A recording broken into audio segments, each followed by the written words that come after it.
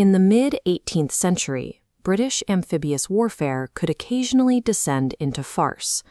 During one attempt to evacuate troops from a French beach at St. Malo, the Duke of Marlborough managed to save his men, but left his luxury table silver behind in the sand. Behind these chaotic coastal raids was a serious geopolitical problem. In 1757, during the 7 Years' War, British Prime Minister William Pitt needed to relieve the pressure on his Prussian ally, King Frederick II, without actually committing British ground troops to German soil. This map shows Pitt's solution.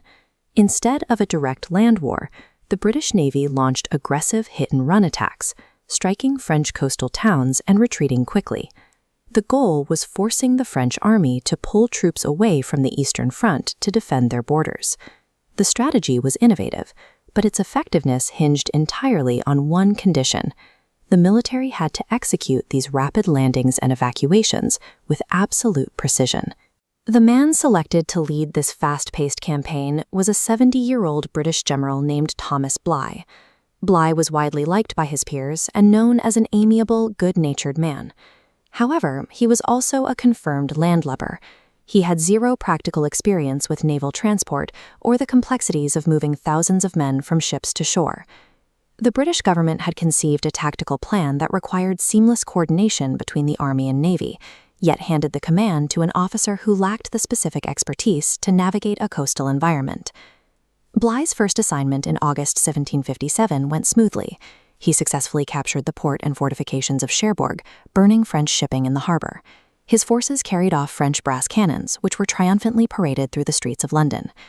This initial victory masked the severe limitations in Bligh's command capabilities. His second expedition, returning to Cherbourg, Malo encountered a sudden weather event. After Bligh landed his troops, a squall forced the transport fleet to seek shelter several miles further down the coastline at St. Cast. With the fleet relocated, Bligh was suddenly physically cut off from his escape route. As he waited, French troops began to appear in the surrounding countryside. The entire premise of the fast-paced, hit-and-run strategy had evaporated. The situation now required rapid adaptation and decisive movement, testing the exact skills the general lacked.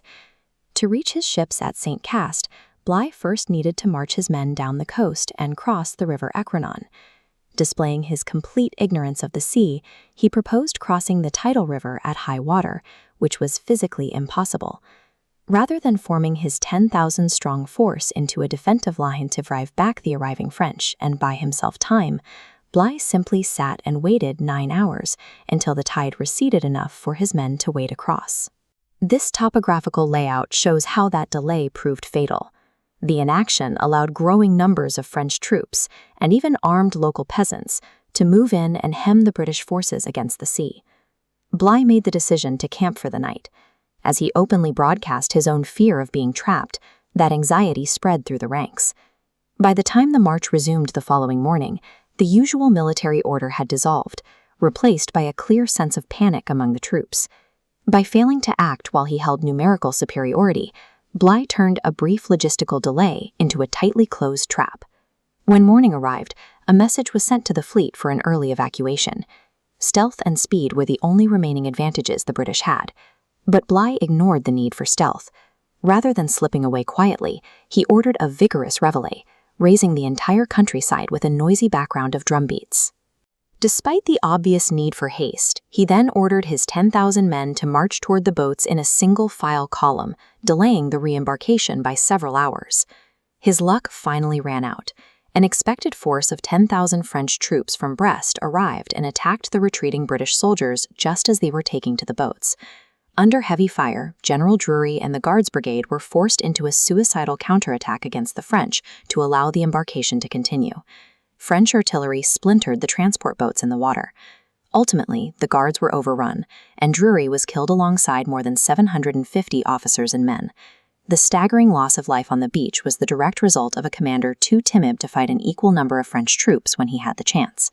The British commander-in-chief was horrified at the ruin of the Guards Brigade. Bligh managed to escape a formal court-martial for his conduct of the operation. But his professional punishment was absolute. When Bligh went to pay his respects to King George II, the monarch cut him dead. completely ignoring him in public and ruining his career instantly. Bligh physically survived the disaster, but he became the permanent scapegoat for the entire bungled coastal campaign. The true casualty of St. Cast was the overarching military doctrine. Following the massacre, William Pitt's strategy of hit-and-run coastal raids was permanently abandoned. Pitt's tactical theory relied on a level of naval coordination that the British Army was not yet equipped to provide. The disaster at St. Cast revealed that the strategy required a technical caliber of officer that Thomas Bligh simply did not possess. St. Cast suggests that even a sophisticated strategic plan is ineffective if the individuals tasked with its execution do not understand its basic requirements. It leaves us to wonder, is a strategy only as good as a military's ability to find the right person to lead it?